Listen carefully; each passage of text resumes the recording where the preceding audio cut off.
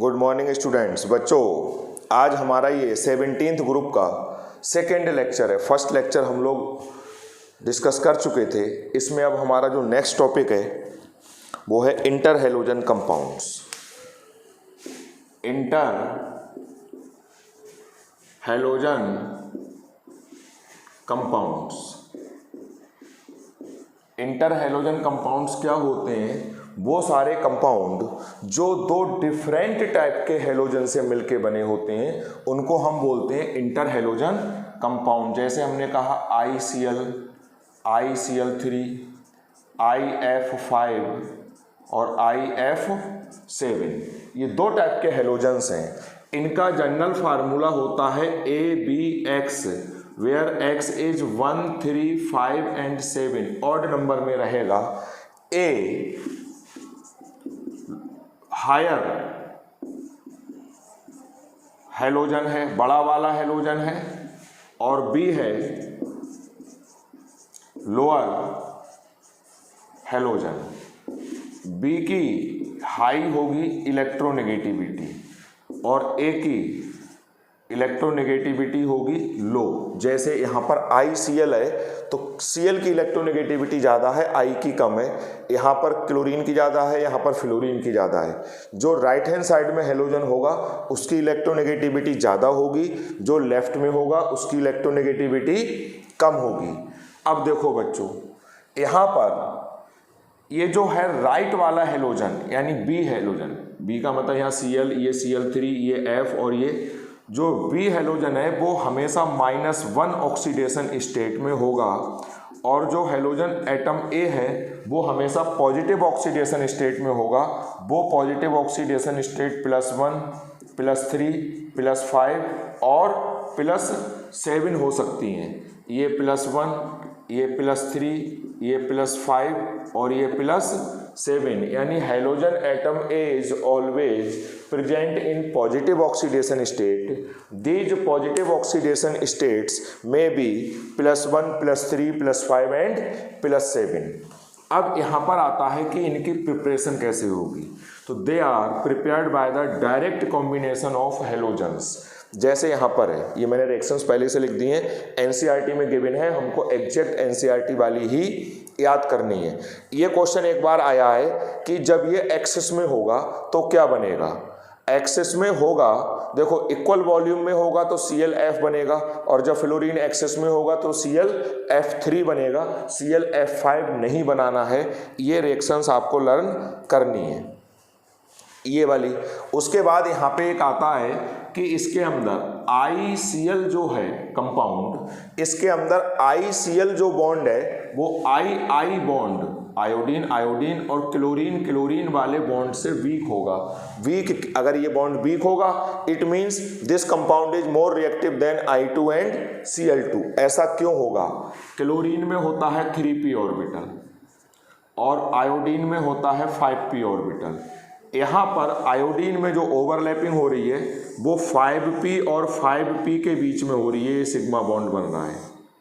ठीक, ये overlapping effective होगी क्योंकि दोनों ऑर्बिटल्स का साइज इक्वल है। क्लोरीन में आ जाओ, क्लोरीन में ओवरलैपिंग हो रही है 3p और 3p के बीच में, ये ओवरलैपिंग भी इफेक्टिव होगी क्योंकि दोनों का साइज इक्वल है। लेकिन यहाँ पर जो ओवरलैपिंग हो रही है वो 5p और 3p ऑर्बिटल्स के बीच में हो रही है। दोनों की साइज भी डिफरेंट होगा, एनर्जी भी डिफरेंट होगी, तो ये ओवरलैपिंग इफेक्टिव नहीं हो पाएगी।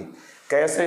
ये तो 5p हो गया और ये 3p हो गया, तो ये ओवरलैपिंग इफेक्टिव नहीं होगी, जिस वजह से ICl बॉन्ड वीक होगा II और Cl बॉन्ड से। सिमिलरली यहाँ पर जो बॉन्ड बन रहा है Cl और F के बीच में, तो Cl और F वाला बॉन्ड Cl और FF वाले बॉन्ड से वीक होगा। सिमिलरली यहाँ पे बॉन्ड बन रहा है ब्रोमीन और फ्लोरीन के बीच में, तो Br और F वाला बॉन्ड वीक होगा Br और FF वाले बॉन्ड से। कहने का मतलब ये है कि inter halogen compounds are more reactive than constituting halogens. जिन हैलोजन से मिलके वो बना है उनसे ये वाला बॉन्ड वीक होगा। क्यों वीक होगा? क्योंकि यहाँ पर जो ओवरलैपिंग हो रही है वो टू डिफरेंट साइज या टू डिफरेंट एनर्जी वाली ऑर्बिटल्स के बीच में हो रही है। ये हो गए इंटर हैलोजन कंपाउंड्स। अब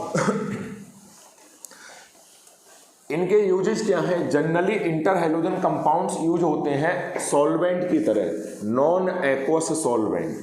ये पोलर होते हैं। पोलर इसलिए हैं, जैसे मान लो हमने कहा ICl, तो इसकी इलेक्ट्रोनेगेटिविटी ज़्यादा है, इसकी कम है, तो पोलर तो हैं। कहीं पर हमको मान लो पोलर सॉल्वेंट यूज करना, ये लिक्विड होते हैं, पोलर सॉल्वेंट यूज करना था और वहाँ कंडीशन ये है कि वहाँ वाटर को आप यूज नहीं कर सकते हो, तो वहाँ पे कौन यूज करोगे? Inter halogen compounds. यानी inter halogen compounds are used as non aqueous solvent. और फ्लोरीनेटिंग एजेंट की तरह भी ये यूज होते हैं। ये यूरेनियम की रिएक्शन इससे करवा दो तो यूरेनियम में फ्लोरीन को ये ऐड करवा देंगे। ये हो गए फ्लोरीनेटिंग एजेंट। तो इनके दो यूज हो गए, as a non aqueous solvent as well as fluorinating agent. अब इनके स्ट्रक्चर, जैसे मैं कहूँ ClF3 या ICl3 या IBr3, अब आप इसमें वो हाइब्रिडाइजेशन वाला फार्मूला लगाओगे और वो फार्मूला लगा के आप इसमें निकालोगे बॉन्ड पेयर और लोन पेयर। हाइब्रिडाइजेशन मैं आपको काफ़ी डिटेल में बता चुका हूँ। तो यहाँ पे केस आएगा बच्चों 3+2, कहने का मतलब बॉन्ड पेयर 3 होंगे, लोन पेयर 2 होंगे, टोटल पेयर 5 होंगे, तो हाइब्रिडाइजेशन होगा sp3d। और 3+2 में हम पहले ही आपको चार्ट पूरा समझा चुके थे। 3+2 में जो ज्योमेट्री होगी, इसके स्ट्रक्चर होगा, वो होगा, बना लो, सेंटर में आएगा Cl, हम इसकी बात कर रहे हैं, bent T shape, bent T shape, ये यहाँ आ गया, ये यहाँ आ गया, ये हो गया। ऐसे ही IF5, IF7, इन सब के आप शेप, स्ट्रक्चर, बॉन्ड पेयर और लोन पेयर निकाल के खुद करोगे। ये तो हो गया हमारा इंटर हैलोजन कंपाउंड टॉपिक। उसके बाद इसमें आता है कंपाउंड्स ऑफ हैलोजन्स। हैलोजन्स के कंपाउंड्स में सबसे पहले हमको पढ़ना है ब्लीचिंग पाउडर। ये है सिलेक्ट लाइन में क्लोरीन गैस पास कर दो तो ये कंपाउंड बन जाएगा ब्लीचिंग पाउडर।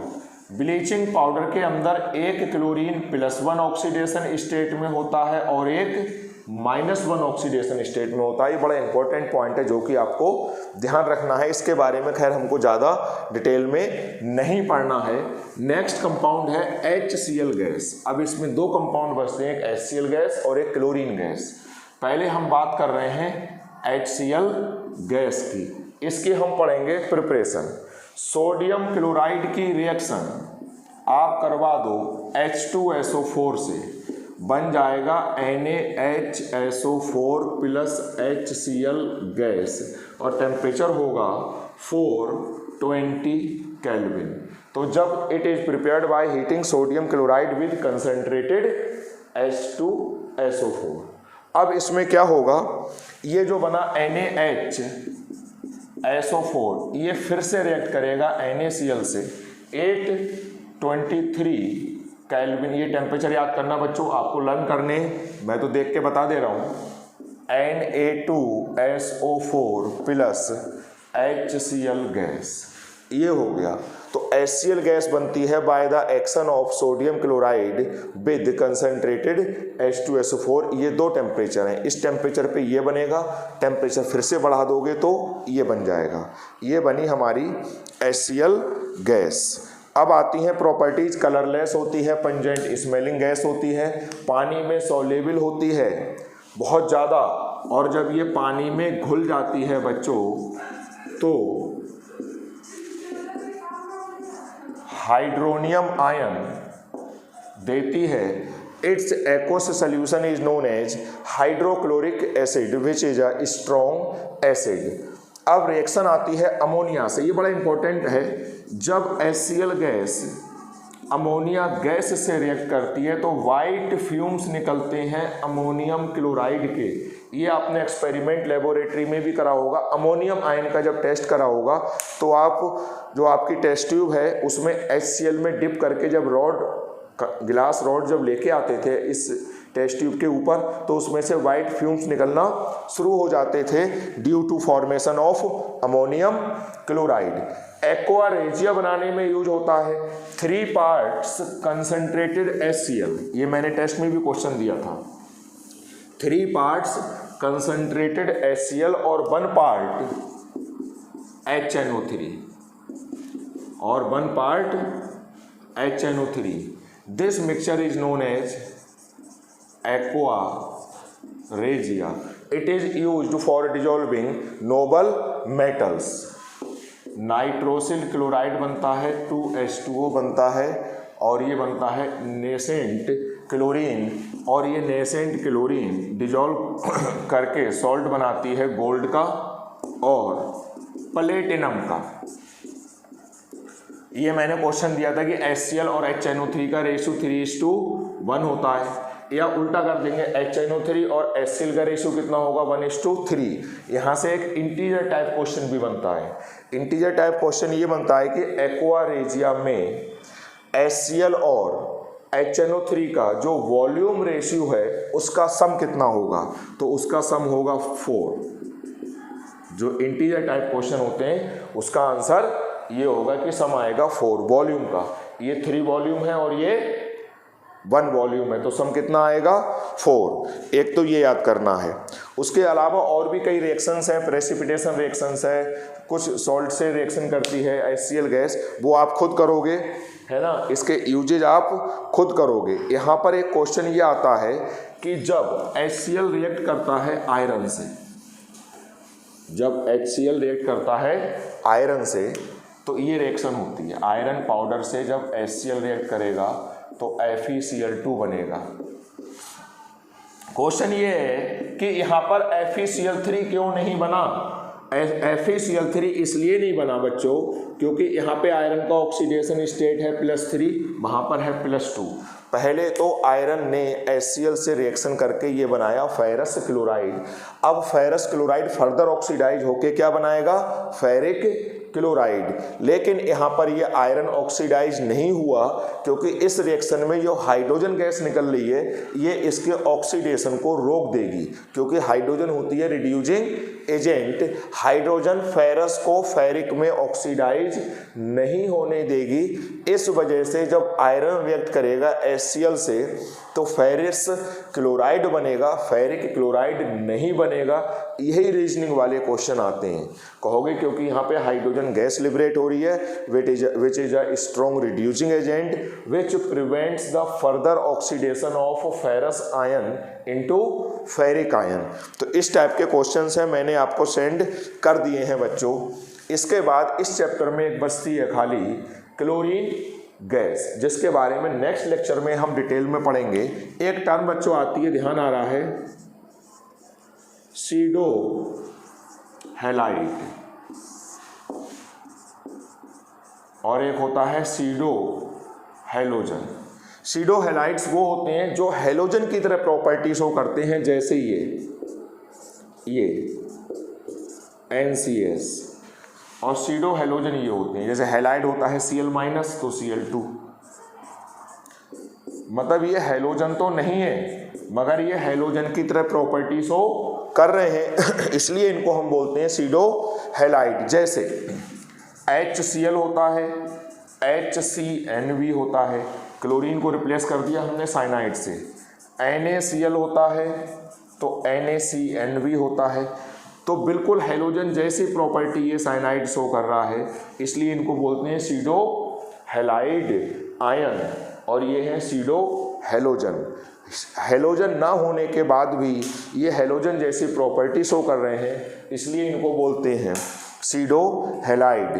तो ये हमारा 17th ग्रुप का सेकेंड लेक्चर था। इसमें हमने स्पेशली जो मेन टॉपिक था वो पढ़ा इंटर हैलोजन कंपाउंड्स, उनकी प्रिपरेशन, उनमें स्ट्रक्चर निकालना, और क्यों इंटर हैलोजन कंपाउंड्स ज़्यादा रिएक्टिव होते हैं अपने कॉन्स्टिट्यूटिंग हैलोजन से। ब्लीचिंग पाउडर में तो बहुत इंपॉर्टेंट नहीं था, लेकिन HCl की ये गैस कुछ रिएक्शन जो मैंने अभी यहाँ डिस्कस नहीं करी है, आपको ग्रुप में नोट्स में मैं सेंड करूँगा, वो बहुत इंपॉर्टेंट है।